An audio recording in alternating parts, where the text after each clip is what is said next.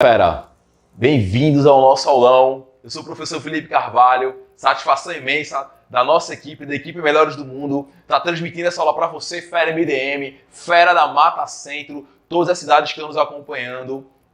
Gente, vamos começar essa aula agora, arretada, tá bom? Uma aula sobre a história do Brasil República, uma aula sobre a República Velha ou República das Oligarquias. Então, é esse o conteúdo da minha aula de hoje que você vai acompanhar comigo agora. Vamos nessa?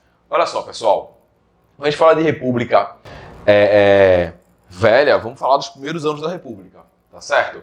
E aí a gente lembra muito bem que a proclamação da República, essa articulação, essa disputa por se institucionalizar no Brasil um sistema republicano se deu com ausência de conflitos bélicos. Nós não tivemos batalhas, guerra pela República do Brasil, tá bom? Então a gente tem uma ausência direta de participação popular no que tange o processo de concretização, né, da República. A gente tem ali uma participação que vai ser da burguesia, das elites, a gente vai ter uma burguesia liberal, né, profissionais liberais nos centros urbanos, mas a gente não vai ter ali as massas todas comprometidas, integralizadas com esse projeto de Brasil República, com esses projetos, na verdade, de Brasil República, tá certo?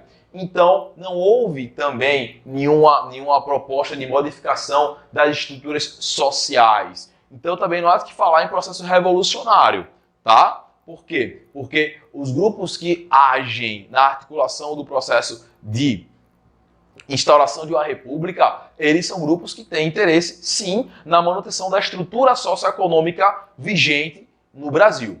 Tá bom? Tranquilo? Ei, aqui ó. Então eu posso dizer que o projeto que foi posto, ele não representava todas as pessoas que estavam ali engajadas na defesa de um Brasil republicano. Lembra quando eu falei aqui agora projetos de republicanismo? Então, havia ali grupos que pensavam um Brasil República com mais avanços sociais, outros grupos que pensavam um Brasil republicano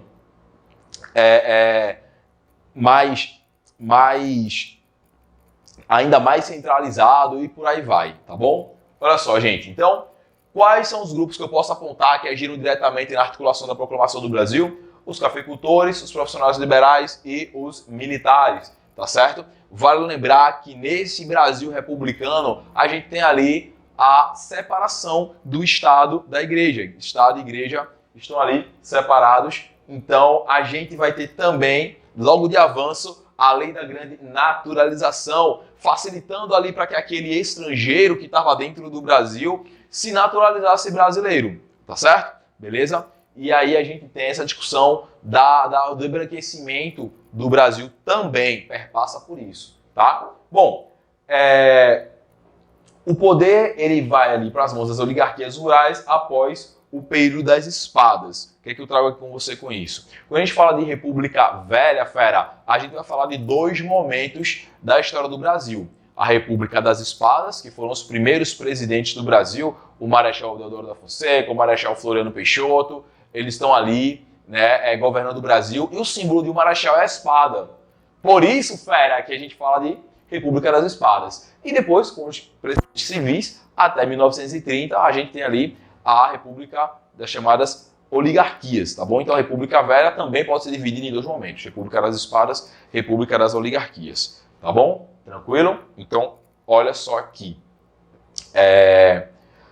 Podemos passar aqui e eu vou deixar só anotado isso, tá bom? Aqui, ó. República das Espadas e a República Oligárquica.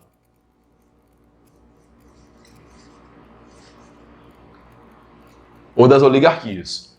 Tá certo? Vamos passar nisso aqui, meu garoto, e ver aqui o seguinte, lindo. Linda. Criação de símbolos nacionais. Somos um novo país, somos uma nova nação, precisamos de símbolos, dos elementos que nos unem, dos elementos que nos fazem ser um só. Olha aqui, não é a bandeira norte-americana que foi pintada. Ou foi? Enfim, a primeira bandeira desse Brasil republicano vai ser inspirada diretamente na bandeira norte-americana, tá bom? Então, tá aqui a prova, nossa bandeira já foi assim. Pode passar mais uma vez, porque a gente vai ver que, felizmente, nossa bandeira melhorou, tá certo? E aí a gente vai avançando nesse conteúdo, avançando aqui para ver o seguinte. Primeiro presidente da história do meu Brasil, grande Marechal Deodoro da Fonseca, que governou de 1889 a 1891, inicialmente com um governo provisório. Porque você sabe muito bem que foi golpe. Desculpa, mas foi golpe sim. Ora, tinha uma Constituição no Brasil, que é a Constituição de 1824. Você pode até não gostar dela, mas era a Constituição vigente, viu? Aí você tem agora o quê? Os militares se reúnem com alguns civis, articulam ali, derrubam a monarquia e implementam a república.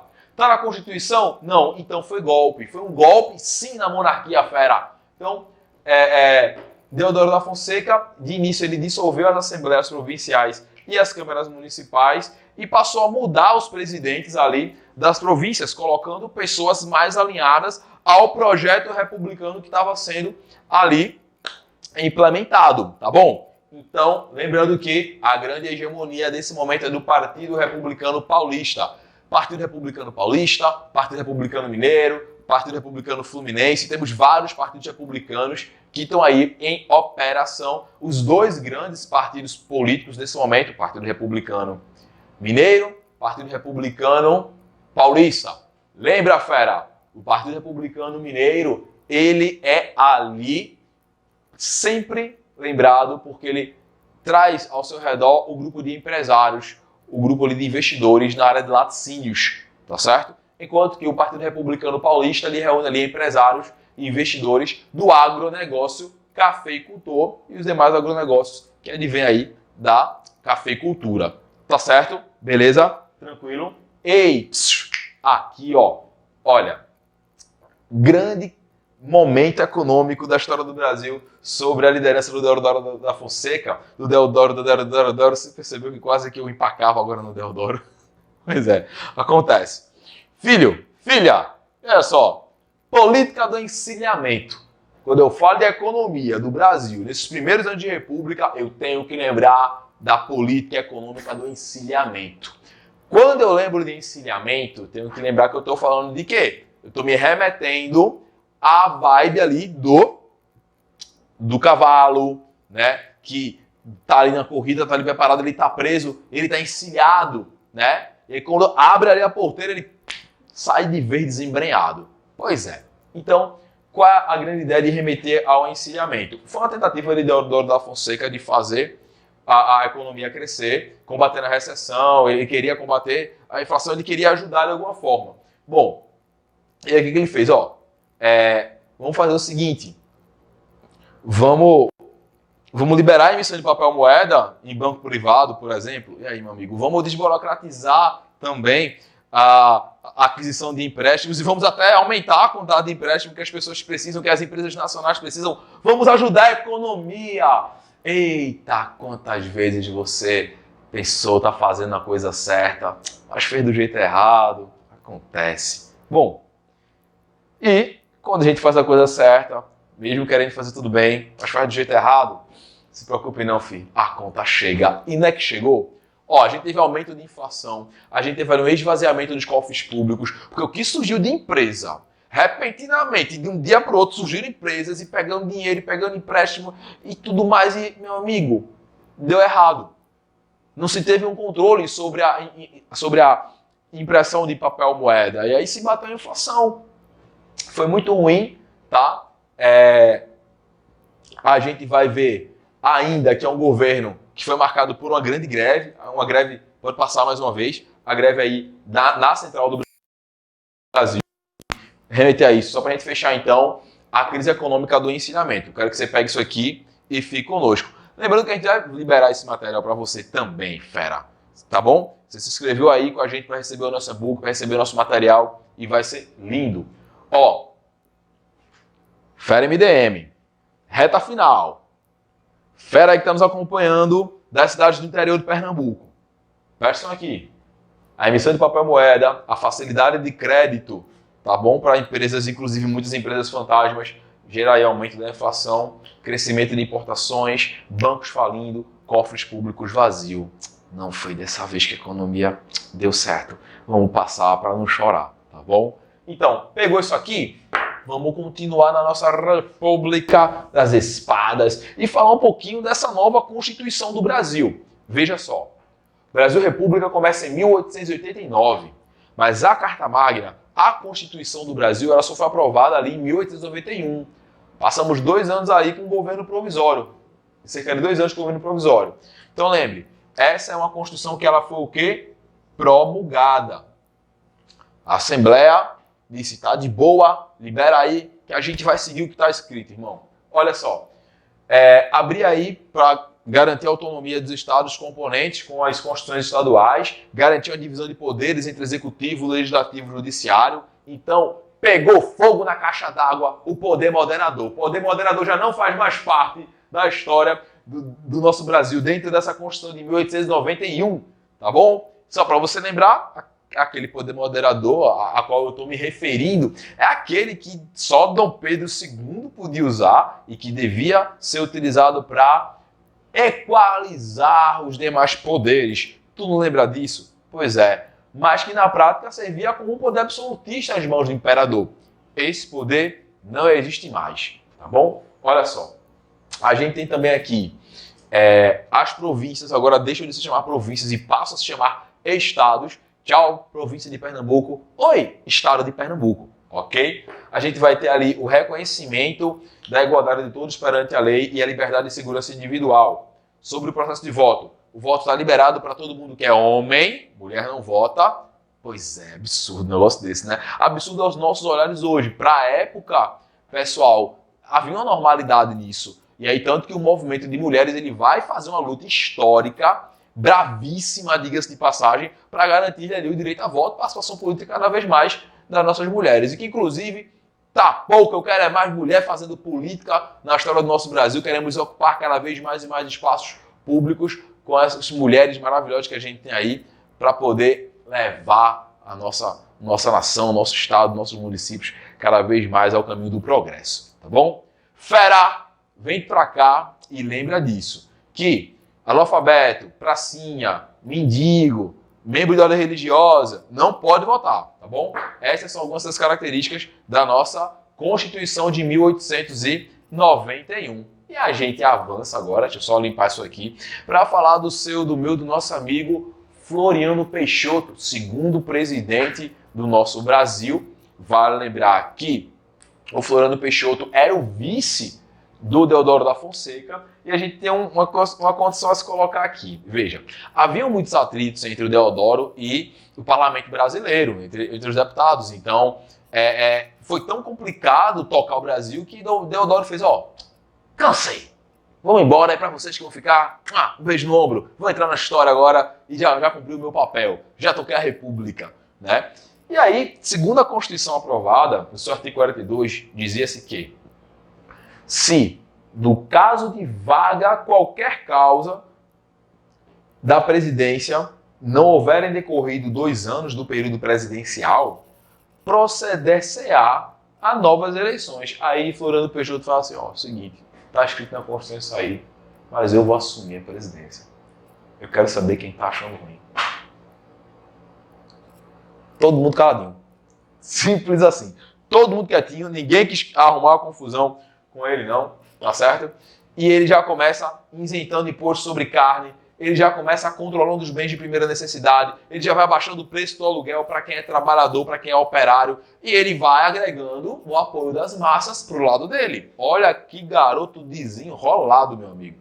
Vale lembrar também que ele sofreu sim um forte movimento oposicionista, e aí vamos passando para estudar mais sobre isso, né? A gente teve ali o manifesto dos 13 generais. Os 13 generais, vamos lá? Os 13 generais que assinam contra ele, querendo a nova eleição, querendo um novo pleito presidencial. E ele aqui, de boa.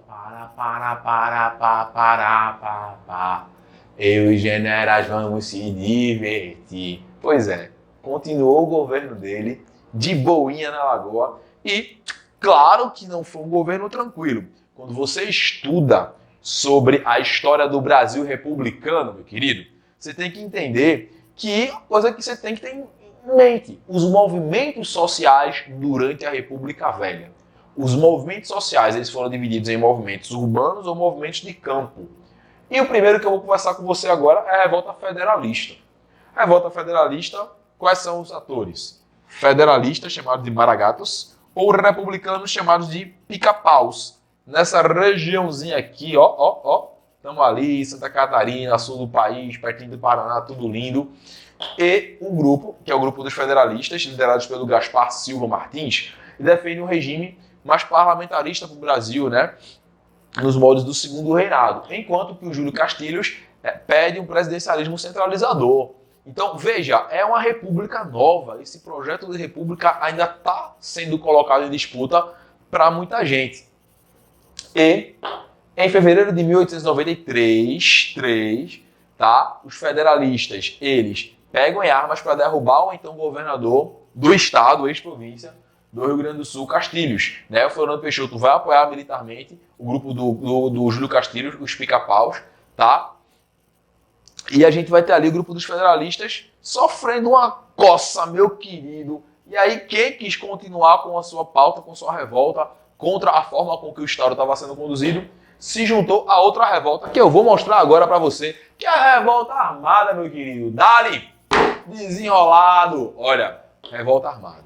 Revolta armada que acontece aí nesse período de República das Espadas, e a gente tem os altos oficiais da Marinha, cujo líder, Custódio de Melo, tá certo? Que estava ali de olho na disputa presidencial. A gente vê ali oficiais que são monarquistas, desejando a queda desse regime republicano, volta a monarquia, ave império, eita saudade do meu ex-imperador, nesse caso aí, né, Dom Pedro II. Bom, gente, e aí a gente tem, inclusive, a Marinha bombardeando a costa do Rio de Janeiro, mas a insurreição ela fracassou. A gente vê ali o Floriano Peixoto, inclusive, a forma com que ele conduziu o combate a esses levantes garantiu a ele um título histórico. O Marechal de Ferro. Ui! Não mexe com esse homem não, de bigode grosso, que acaba é desenrolado. Veja só.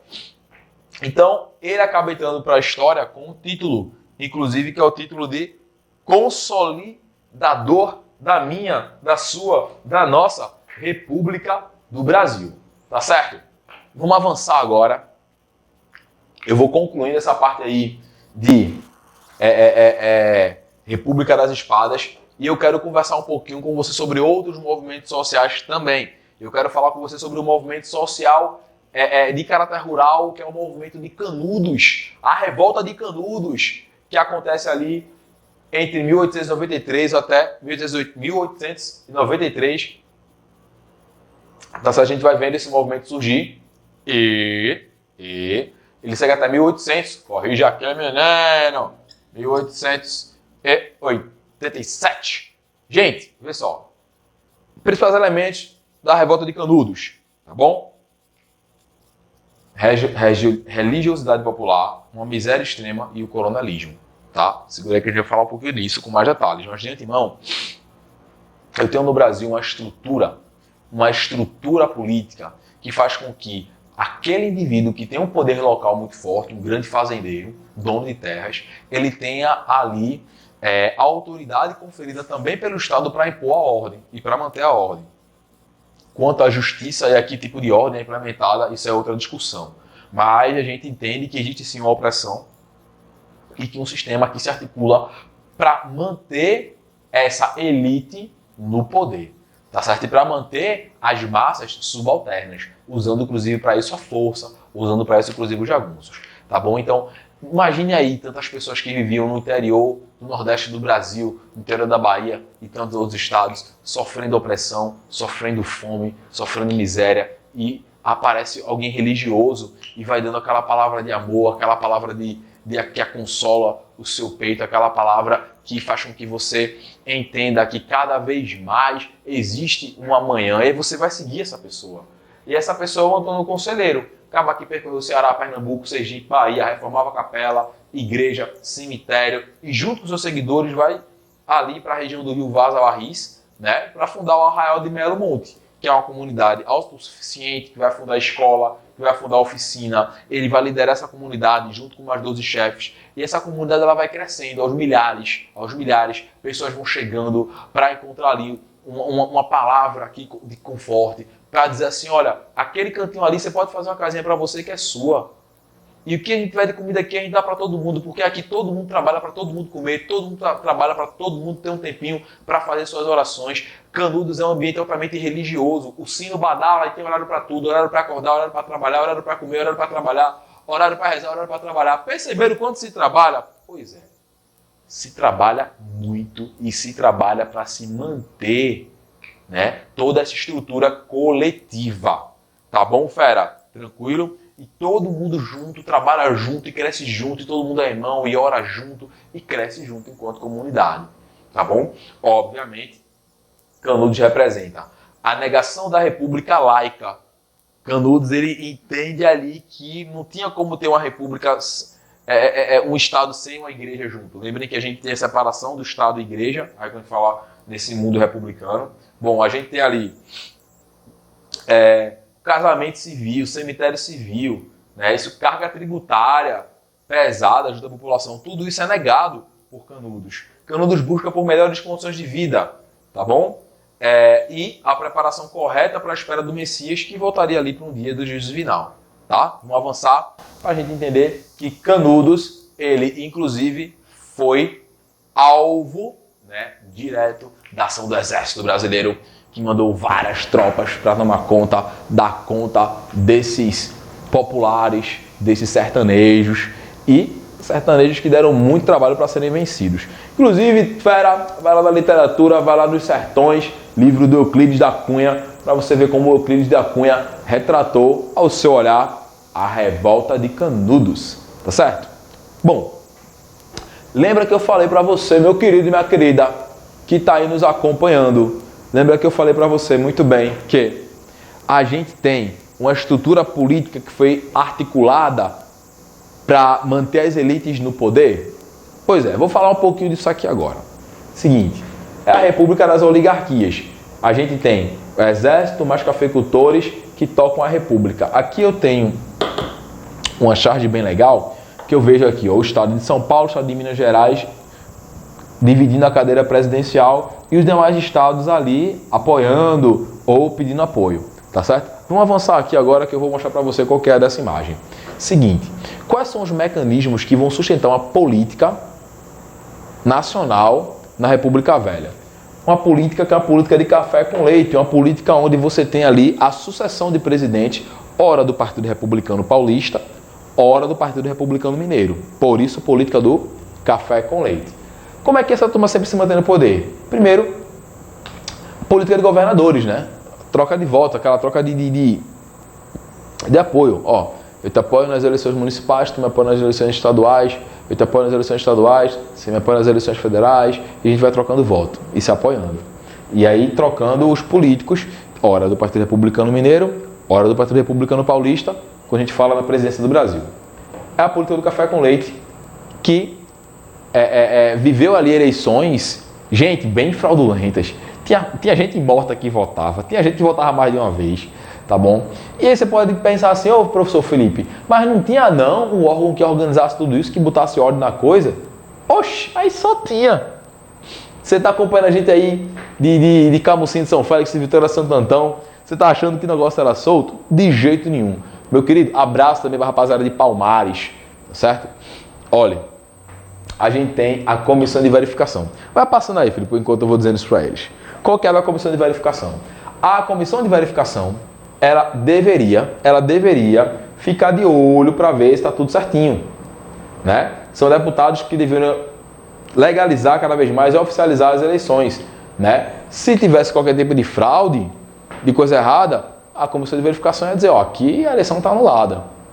A gente sabe que na prática ela só fazia homologar o resultado que era o resultado das elites, né? Então não importava ali se teve fraude ou não, contanto que o candidato da vez levasse. Tá certo, gente? Bom, vamos entender ali que a oligarquia dominante, ela usa a máquina a seu favor, a máquina financeira, né? Que as pessoas que vão votar por muitas vezes tem aquele vínculo de apadrinhamento, aquele vínculo de necessidade de agradar, porque vive na terra, ou vive na terra desse indivíduo que é o dono das terras. A gente remeter a ideia de clientelismo, tá certo? Vamos passando aqui, menino, para a gente desenrolar o seguinte para você. Esta estrutura, que é a estrutura do coronelismo, né? A gente já falou aqui desse cara que é o dono das terras, que tem o apoio do Estado para manter a ordem local. É o localismo de base colonial. Ele se desenvolve no desequilíbrio entre centralismo e federalismo. E o Edgar Caron, grande historiador, diz que o termo coronel surge na compra da patente ou distribuição desta aos grandes fazendeiros, comerciantes, industriais, em praticamente todos os municípios. Esses indivíduos, eles têm a sua guarda pessoal, gente que anda armado por vontade dele para defender os interesses dele, e aí de quem estiver achando ruim. São jagunços, certo? A força de um coronel, ela se mede com a quantidade de votos que ele consegue colocar numa urna. Então, se tem um coronel na região, ele diz que na região dele vão ter, por exemplo, 1000 votos, vai ter que ter 1000 votos. Se ele disse que vai ter 1000 votos, se tiver 700, se tiver 800, ele já vai perdendo ali o prestígio, tá bom? Quanto mais votos um coronel consegue colocar na sua região, mais poder ele tem. Beleza? Pegou? Vamos avançar. Aqui, ó. Tem uma citação muito legal que eu quero trazer para você. Eu vou fazer essa leitura, que é a seguinte. O coronel era o chefe local, de poder incontestável. Todos os limites de seus domínios lhes deviam obediência. Ele era uma espécie de patriarca de uma imensa família, protegendo, com seu poder, toda a população sob o seu controle. Igrejas, escolas, estradas, águas, ferramentas para parceiros agrícolas, médicos para os doentes, professores, juízes, tudo que dependia da boa vontade do coronel, ele era o padrinho, o compadre, o protetor, o juiz, o conselheiro, enfim, a figura máxima do local. E o voto do cabresto é fruto do medo, da repressão, somado à vontade muitas vezes de agradar o coronel, o senhorzinho, uma mistura de dominação econômica e ideológica. Você entende como é complexo, mas como ao mesmo tempo também é muito simples. A dominação ela permanece porque está na ideologia local. Tá certo, gente? Tranquilo? Então você compreende ali que essa população local ela não tinha tanta opção. Ah, mas aí vamos votar outra pessoa para mudar as condições do país. Não dava, man, não dava. Triste, né? Mas vamos avançar aqui. A gente está falando dessa condição desse Brasil na República Velha. A gente já entende a sistemática política que está ali se montando nesse momento. E deixa eu passar aqui. Isso. Passa mais uma vez. Isso aqui era mais explicando o que a gente tinha colocado. Eu queria aproveitar para falar agora também de alguns presidentes desse Brasil na República Velha. Tá bom? Acho que a gente tem tempo ainda para continuar aqui. E aí vamos começar falando do meu amigo Prudente de Moraes. Do Prudente de Moraes, eu quero que você saque os objetivos do governo dele. Queria reorganizar a vida financeira do país, queria pacificação dos conflitos internos, queria favorecer os integrantes da classe social que sustentavam o poder, né, que eram os fazendeiros de café. Então, o cara que vai atender cada vez mais os cafeicultores, que quando ele avança na industrialização, ele nem concedendo ali, inclusive, financiamento para compra de máquina, levando a taxa de importação, nem sempre ele consegue agradar todo mundo, mas é um indivíduo que ele avança no sentido de que ele entende que a economia ela precisa melhorar, que o Brasil ele precisa melhorar. Então, durante o governo dele é que aconteceu a Guerra de Canudos, a Revolta de Canudos, que a gente inclusive acabou de falar aqui para você, tá certo? Então, para a gente resumir aqui, a gente até então já falou da República das Espadas, dos movimentos sociais da República das Espadas, a Revolta Federalista, a Revolta Armada, falamos aqui da estrutura política da República Velha, soltamos ali para você o movimento de Canudos e falamos rapidinho aqui sobre os objetivos do Prudente de Moraes para a economia do país e da classe que de fato foi favorecida pelo Prudente de Moraes, que são os cafeicultores, tá certo? A gente vai continuar falando de movimentos sociais na República Velha e dos governos. E aí, fera, tudo bom? A gente continua aqui falando sobre a República Velha. Vamos falar um pouquinho de alguns desses presidentes do Brasil, hora do Partido Republicano Mineiro, hora do Partido Republicano Paulista, mas vamos falar do que essa turma aí fez ou deixou de fazer. Rodrigues Alves, que é o cara conhecido como aquele que tocou um projeto de modernização do Rio de Janeiro. Também foi com ele que teve a questão da revolta da vacina, que a gente vai ver já já, tá certo? A gente destaca também a compra do estado do Acre, tá bom? E vamos lembrar que era uma época que não faltava dinheiro, porque foi o ápice ali do ciclo da borracha durante o governo do Rodrigo Alves, beleza? Próximo presidente, vamos ver mais um? Seguinte, falar aqui do nosso amigo Nilo Peçanha. E no Peçanha, que teve aquele crescimento extraordinário de borracha, muito importante para o PIB brasileiro, tá certo? E a gente vai destacar ali a primeira vez na história do Brasil que foi criado uma instituição nacional para cuidar, para tutelar de fato o índio. Nesse momento republicano ali, que é o Serviço de Proteção ao Índio, que foi tocado ali pelo Marechal Cândido Rondon, o Marechal Rondon, tá bom?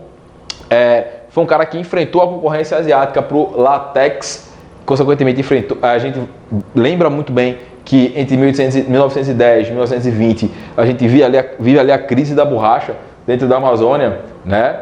E infelizmente a falta de incentivo, a falta de investimento nesse setor, a falta de um plano de socorro a esses empresários fez com que infelizmente a gente tivesse uma grande falência de vários proprietários na região norte do Brasil, beleza? Vamos avançar. Além do Nilo Peçanha, a gente destaca aqui também o nosso amigão Venceslau Braz, que está liderando o Brasil, inclusive durante o período da Primeira Grande Guerra Mundial, o período do grande surto industrial da história do Brasil, com as substituições de importações, e que traz para a gente as seguintes características da indústria, que é a localização do eixo Rio-São Paulo, tá certo?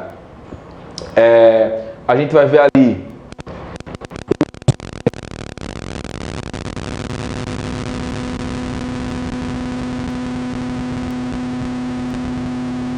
da mão de obra em geral. É um momento que a gente vai ver ali, inclusive, uma grande organização sindical se desenvolvendo na história do nosso Brasil.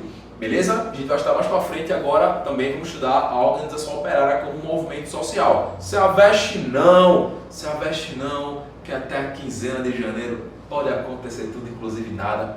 Pode acontecer sim. A tua aprovação nesse Enem, fera, vem com a gente, vem com a Gré Mata Centro, vem com os melhores do mundo do vestibular. E vamos para o nosso próximo presidente, ok? Bom, o próximo presidente é o meu queridíssimo...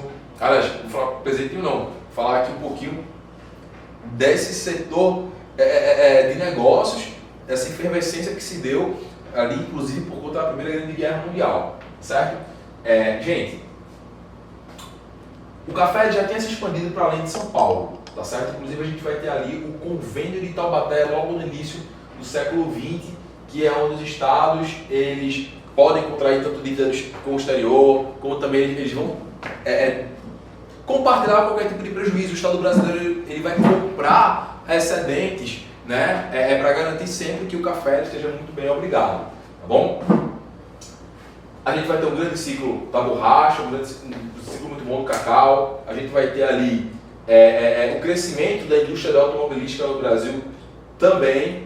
E com a condição de Grande Guerra Mundial que se aproxima, o Brasil ele vai ali ocupar uma posição estratégica, econômica estratégica, né? Que é justamente aquela posição, e aí já pode passar, que é a posição de ser um grande produtor. Haja vista que as grandes potências estavam disputando entre si e não estavam conseguindo produzir tanto para o mercado, e aí o Brasil ele ocupa esse espaço de grande produtor, tá certo? A gente vai ter algumas imagens que eu vou passar aqui para você, né? O bondinho que vai se desenvolvendo cada vez mais, tá certo? O 14 bis, que é ruim, começando a atuar nesse momento histórico. Então perceba como é o momento do cinema, como é o momento ali de algumas inovações tecnológicas que vão estar, de fato, passando um espírito de progresso dentro da história do Brasil, tá bom? Então a gente vai passar também isso aqui e vai ver o seguinte: como eu já falei para você, os movimentos sociais durante a República Velha a gente vai dividir entre urbanos e os do campo. Eu já falei aqui, por exemplo, inclusive, da Revolta Armada, da Revolta Federalista, e falei de Canudos, né, que é um movimento de campo. Então vamos falar agora dessas revoltas aqui, tá? Das revoltas urbanas e das demais revoltas de campo, tá bom? A gente já falou um pouquinho sobre alguns presidentes, já falou um pouquinho sobre essa economia. A gente vai acabar sempre voltando para falar um pouquinho da economia do Brasil nesse momento histórico. Vamos lá. Querido, revolta da vacina. Lembra que eu falei para você da modernização do Rio de Janeiro? Pois bem, você imagine que a abolição da escravatura no Brasil foi em 1888. Um ano depois, república.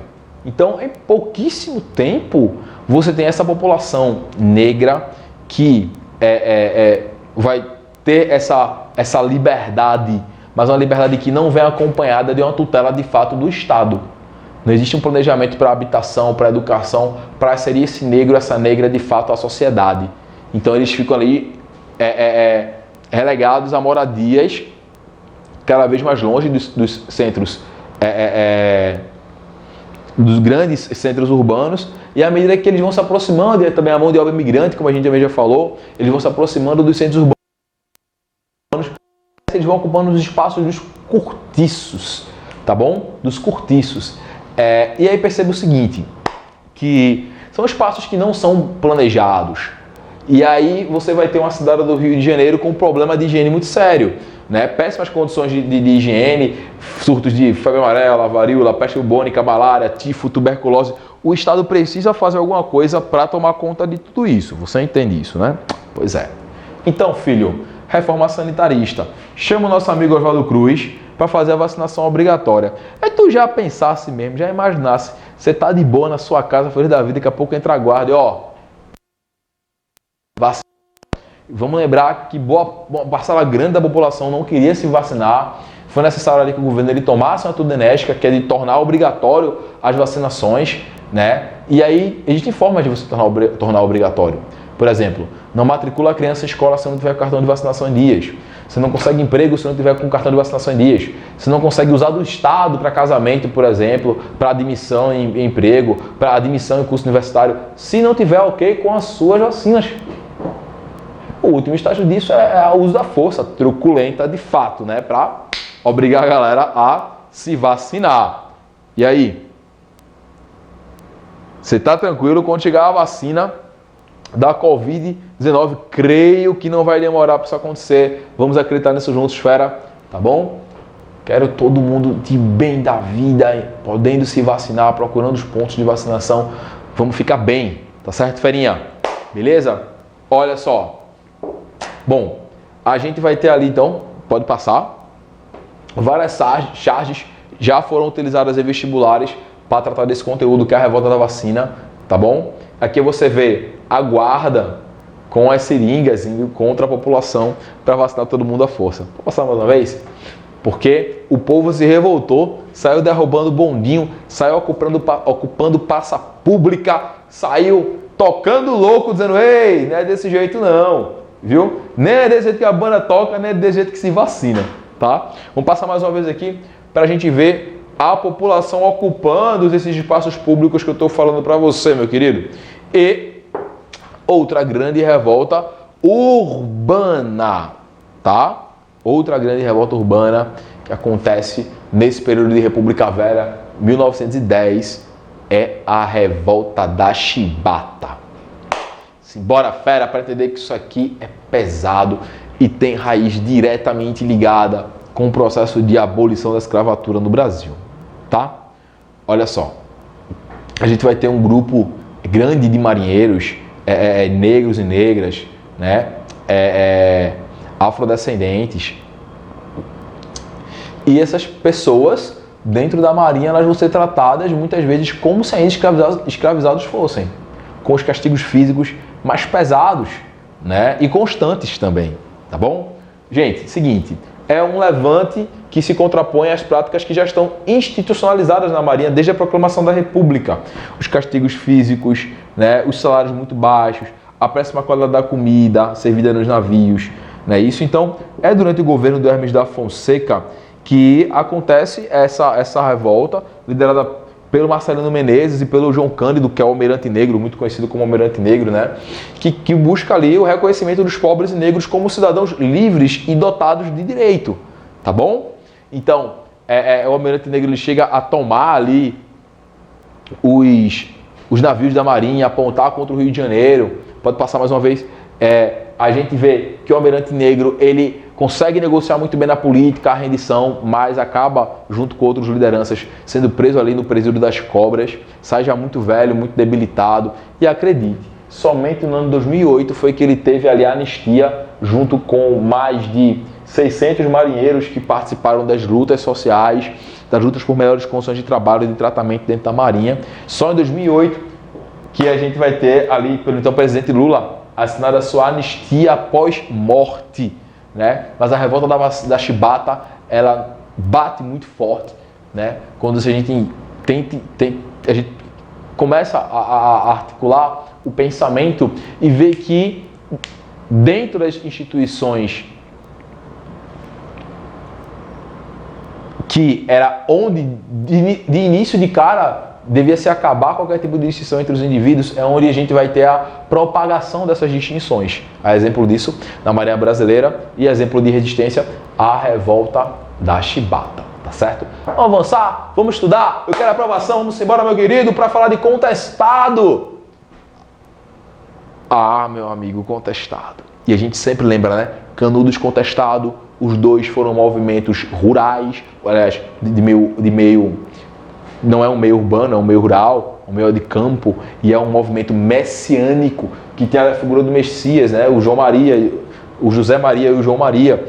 A gente vai ter ali uma miséria muito grande, uma religiosidade popular muito forte, a concentração de terras nas mãos dos coronéis, a construção de uma estrada de ferro para ligar São Paulo e Rio Grande do Sul. Isso vai gerar ali uma grande migração, desemprego, né? Além de promover desapropriação de terras, desalojamento de pequenos agricultores, enfim.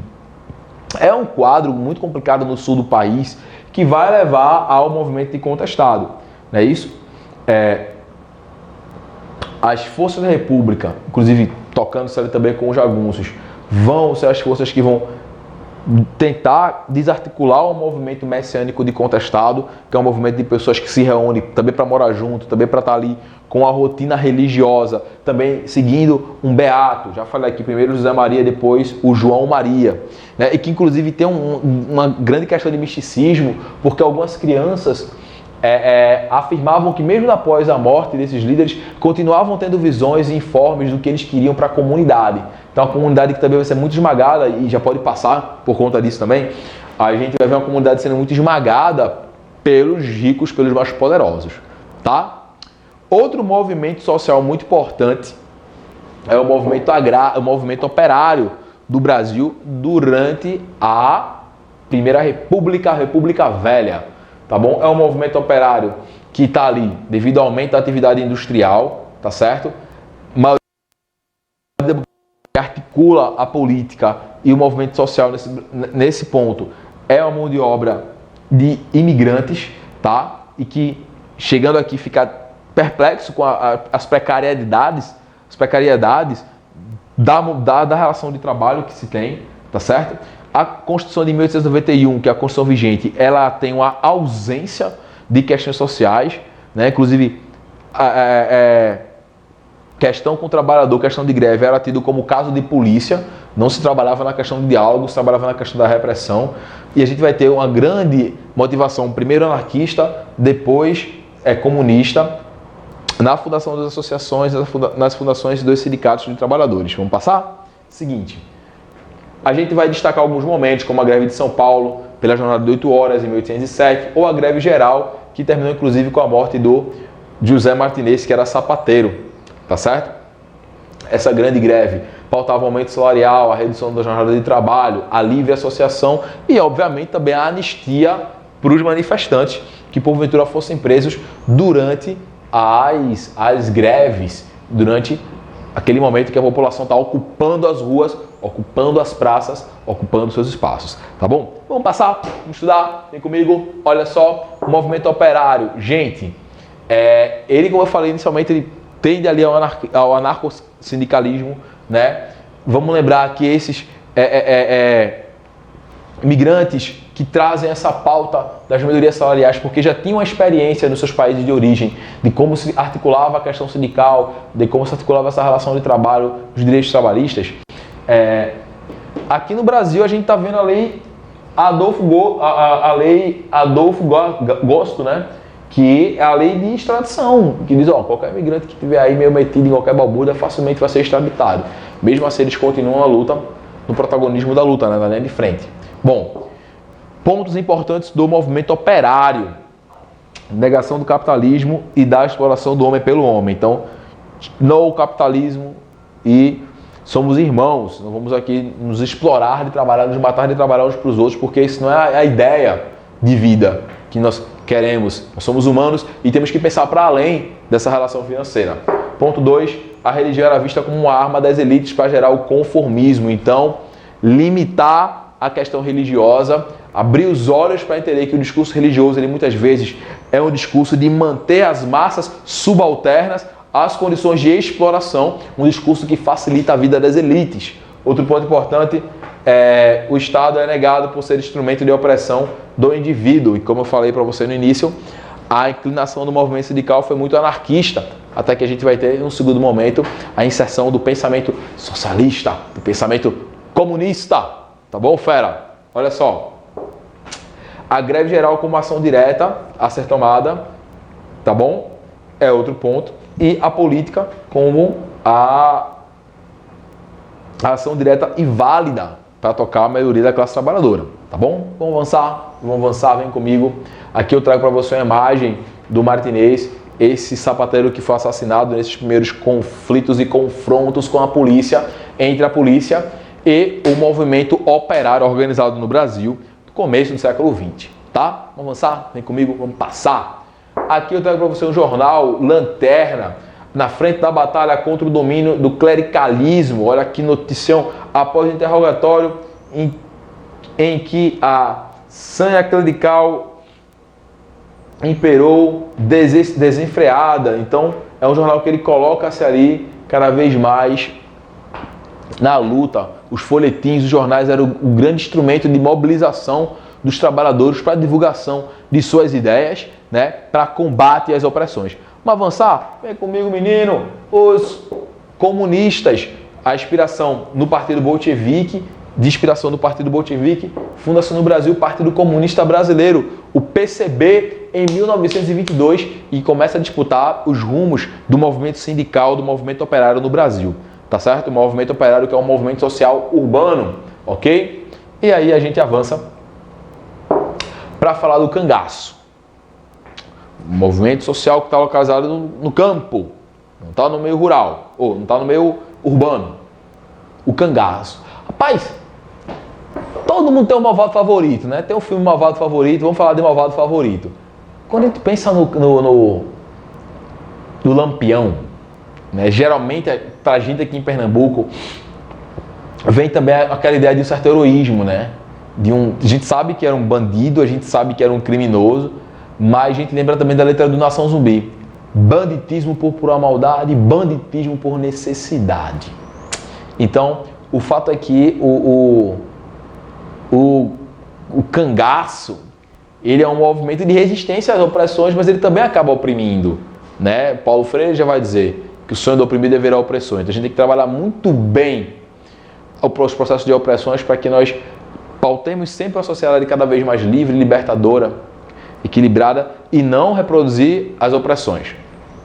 Bom, os cangaceiros são um grupo de homens armados, vivem de pilagem, vivem de saque, para fugir da miséria ou para conseguir vingança. Ou para fugir da miséria para conseguir vingança. Tá certo? Tem origem dentro dos jagunços do Coronéis e que vai ser extinta a partir de 1940. Mas o movimento do cangaço ele foi um movimento muito forte dentro do Nordeste do Brasil, principalmente dentro do sertão, porque ele é um movimento que ele é aclamado em muitos aspectos em muitas cidades por onde eles passam. Vamos passando aqui e visualizar que o movimento do cangaço, inclusive, ele se encontrou com o movimento tenentista que eu vou falar agora. Né? Chega um momento que a coluna Prestes ela chega a ameaçar uma certa cidade e aí se chama o bando do Lampião para tomar conta da coluna do Prestes e a gente ia ter um grande confronto do movimento tenentista com o movimento dos cangaceiros. Eu vou falar disso já já. Tá? Segurou as informações gerais sobre o cangaço?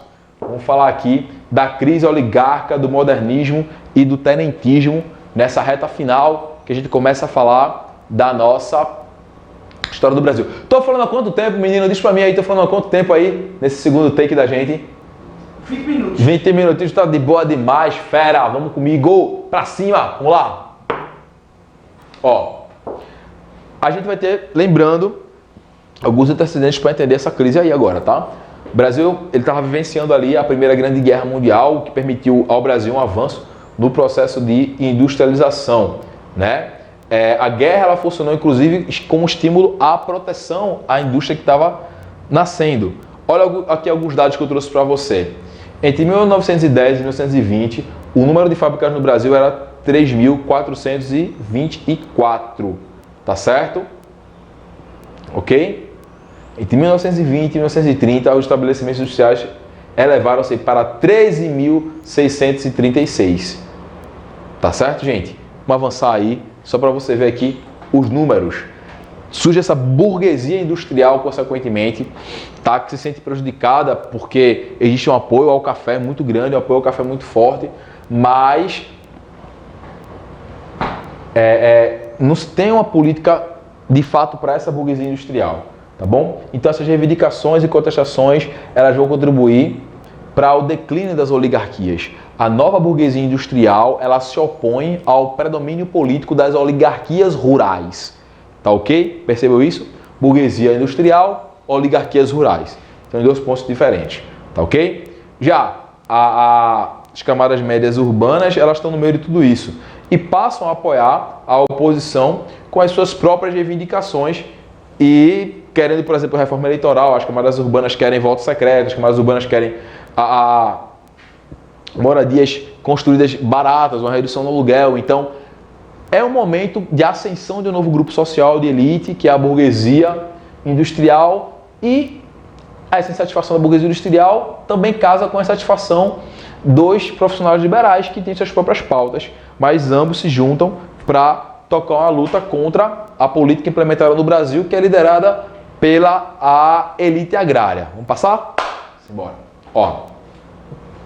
Então, eles contestam o regime oligárquico, essa política de café com leite, esses acordinhos, esses arrumadinhos que estão aí desde que o Brasil virou república. Vamos embora, passando aí para ver, inclusive, um movimento que nasce bem militarizado, um movimento que é um movimento conservador, um movimento dos tenentes do Brasil, tá?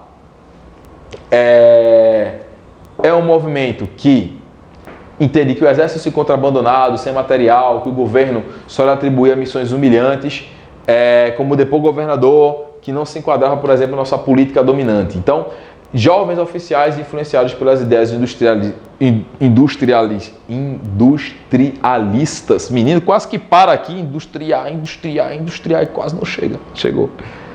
Esses jovens oficiais, eles vão, a partir, né, do fim da Primeira Grande Guerra Mundial, também querer disputar politicamente os rumos do Brasil. Vamos passando para entender que esse tenentismo, esse movimento tenentista na história do Brasil, ele quer moralizar a vida política do Brasil, por fim à corrupção eleitoral, tá certo? Ele quer sim pregar um voto secreto, ele concorda com as camadas médias urbanas, os profissionais liberais nessa pauta, a reforma no ensino, não é isso?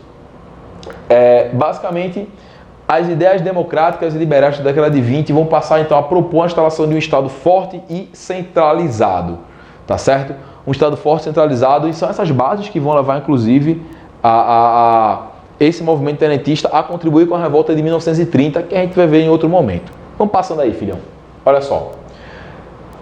E aí houveram alguns movimentos, alguns acontecimentos do movimento tenentista que a gente vai falar aqui agora, como por exemplo a revolta do 18 do Forte de Copacabana, onde o jornal Correio da Manhã teria recebido umas cartas ofensivas, né, ao exército, tipo, o presidente Arthur Bernardes escreveu umas cartas desaforadas para o exército e para o Marechal Hermes. Essas cartas chegaram no jornal, vê as ideias. Que telefone sem fio. Pois é, mas aconteceu esse telefone sem fio aqui, isso faz com que um pessoal na rua, né, os tenentes, tá fazendo o quê? Vamos proteger o exército? Vamos peitar o presidente? Bora. Vamos caminhando pelo forte, todo mundo armado aqui para derrubar o presidente? Bora. Aí começaram a dar armado o 18 do Forte de Copacabana. E a polícia na rua, andando acompanhando. Ei, menino, para com isso. Você vai arrumar uma confusão. Não para, não. vamos derrubar o presidente. Pelo Brasil, pelo exército. Aí a polícia, ó, a gente vai ter que disparar contra você, a gente tem que parar essa marcha ensandecida. Pois é. Bom, vamos passando aqui para você entender que a revolta do 18 do Forte, ela tem essa motivação bem absurda.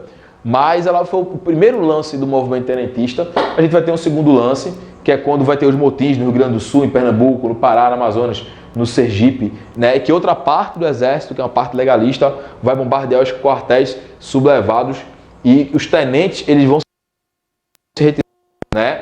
E os tenentes lá na região do Paraná, eles vão articular uma grande marcha para derrubar o sistema político vigente, que é um sistema político fraudulento. E essa marcha é a Coluna Prestes. Vamos passar para falar da Coluna Prestes, gente, 300 militares. A gente tem ali mais de 1.500 guerrilheiros, mas fixo 300 militares. Uma marcha que vai andar aí Brasil afora e que inclusive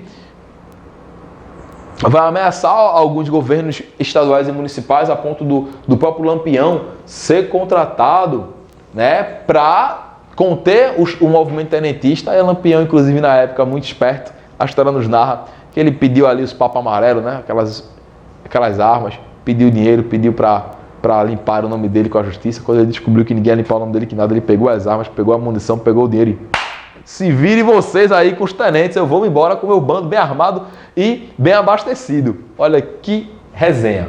Bom, e avançando,